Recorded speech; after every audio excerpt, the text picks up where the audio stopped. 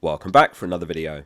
For this video we've got something a bit different. We're going to look at the best possible team for Gameweek 25 steered by projected points for the game week. You can use this one as inspiration for your team if your free hit's active, and likewise a lot of food for thought here if yours isn't. The free hit's one of the most powerful chips and it's got massive upside this week given Liverpool and City double. However, only consider it if your team's in poor shape with a minimal number of doublers. We'll talk about chip strategy later in the video as well, so stick around. So starting off in goal, we've got Flecken, and I know what you're thinking, he's got a bad double game week. Realistically speaking, when it comes to City and Liverpool, the outfield assets are the better picks, which leaves a difficult decision in goal. It's Flecken, Kaminsky, or another keeper that's got a single game week. A clean sheet is unlikely in either of these games, but there could be plenty of save points in there, much like we saw the other day when Flecken faced City, where he made 12 saves for an additional 4 points. Following the clean sheet versus Wolves on the weekend, Flecken's got 17 points in his last 2 games. A similar dilemma facing defence, the back three is Van Dijk, Gabriel and Doughty. There's a lot of logic to picking Gabriel despite the single game week. High clean sheet potential, massive aerial threat, and as far as the single game week assets, he's got to be the best option, but Estupinian and Pedro Porro are also good options. Following Trent's injury, Van Dijk's the best option in Liverpool's defence. Of course, if Klopp gives the all clear that he's fit to start, then switch to Trent. And given Liverpool got the early kick-off, we might know before the deadline whether he's in the starting 11 or not. Robertson was back in the starting 11 in Game Week 24 for the first time since Game Week 8. We know he's got massive upside as well and takes corners. However, Tsimikas made the bench and he came on, so it doesn't feel a certainty that he starts both. And we have seen Gomez in left back as well. Liverpool are home to Luton in their second game, which is immediately followed by the League Cup final versus Chelsea. So it seems plausible that Klopp could rotate a bit, which makes Van Dijk the best pick, who should start both. It's not out of the question that Konate and one of Quansah or Gomez start centre back, but he's the best option regardless. And then it's Doughty, who's got Man United and Liverpool in his double. He created 9 chances against Sheffield United last match, the most of any player in a single game this season. He's got 1 goal, 7 assists this season, and only Trippier's got more returns among defenders. Porro's also got 8 attacking returns. The defenders are a bit tricky this week, because the clean sheets are very unlikely for Brentford or Luton, so if you'd rather back Estupinian versus Sheffield United or Porro versus Wolves, there's not much in it. Reguilon deserves a mention as well. 2 starts in a row now. He's been taking some corners and some free kicks in dangerous areas. Been bombing up the left flank, taking some good positions up. He's only 4.4 mil, and he got an assist off a corner last match for a 12-pointer. Double Brentford defence with Flecken looks overkill though, so it's Kaminsky and Reguilon or Flecken and Doughty. Onto the midfield where it gets more exciting. It's Saka, Foden, De Bruyne and Jota. After his brace last match, Saka's now the second top scorer midfielder. Only Salah's got more points this season. Burnley have actually conceded more goals in home games than away as well, 27 home versus 23 in away games. The player that Saka leapfrogged into second place among mids is Son, who's the other name I considered but a bit tight for money. A massive impact from Son, assisting the winner off the bench last game, and he'll be in line for a start against Wolves. On paper, Saka's got the better fixture though. The Foden and De Bruyne double up looks unreal for the double game week. We've just had Foden put up 20 points in a single game week, and De Bruyne's got one of the biggest game week scores of all time with 30 points a couple of years back. The highest ever score is Rooney with 32 points in case you're wondering.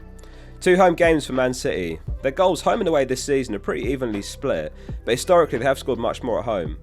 Chelsea and Brentford have got 1 clean sheet in the last 6 games, but that's been pretty par for the course among defenders recently. De Bruyne gets the vice captaincy. There's no guarantees that these double game week attackers start both games, given that City have got the Champions League before double game week 25, so they've got midweek games either side of the weekend's action. And Liverpool have got the League Cup final with a huge shot at silverware. Will definitely be on Klopp's mind, but Jota's still a top pick. No one's got more returns off the bench than him anyway, and if Salah's not ready to start, his odds of playing both games go up. Annoyingly, their second game is the better one, home to Luton, which could be a bloodbath. Up top, we've got Haaland, Tony and Darwin as a front 3. Haaland gets the captaincy. Across his double, with combined odds, he's got about an 85% chance of scoring any time, which is absurd. If you're not free hitting or bench boosting, then it is a week to strongly consider the triple captainship. Comparing Haaland Game Week 25 to Solanke Game Week 28 side by side on FPL Review, Haaland's projected 13.6 points this week and Solanke 11.5. So the projections favour Haaland this week in respect to triple captaincy. What also works in favour of captaining Haaland is the fact that City have an opportunity to go top of the league if they win both games in this double. They trail Liverpool by 2 points with a game in hand.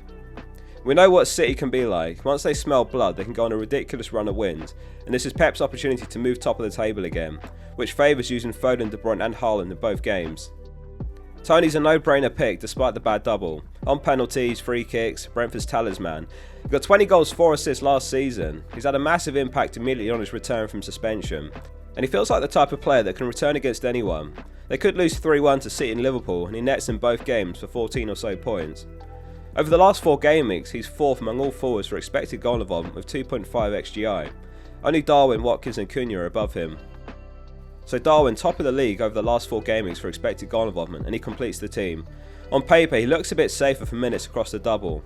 If Salah makes it in time, Jota could be the one that misses out, though it could be a front 3 of Darwin, Jota and Salah.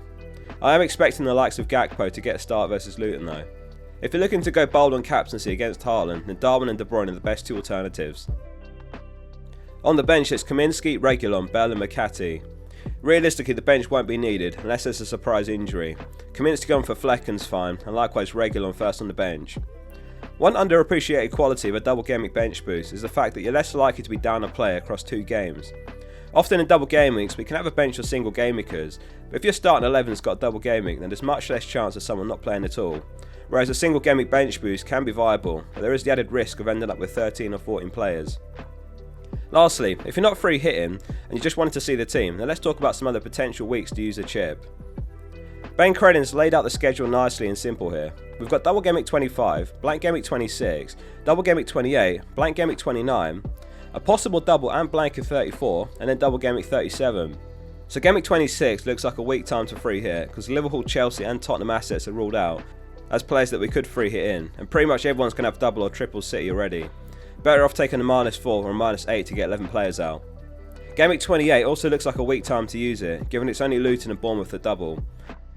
However, depending on how big of a blank game week 29 is, that could be a prime opportunity to use the free hit, particularly if Luton go on to blank them, as you could get in double or triple Bournemouth and Luton in game week 28 for their double, and then free hit them back out in game week 29, and then wildcard straight away in game week 30 or 31, to get these players back out that you no longer need and prepare for game week 34.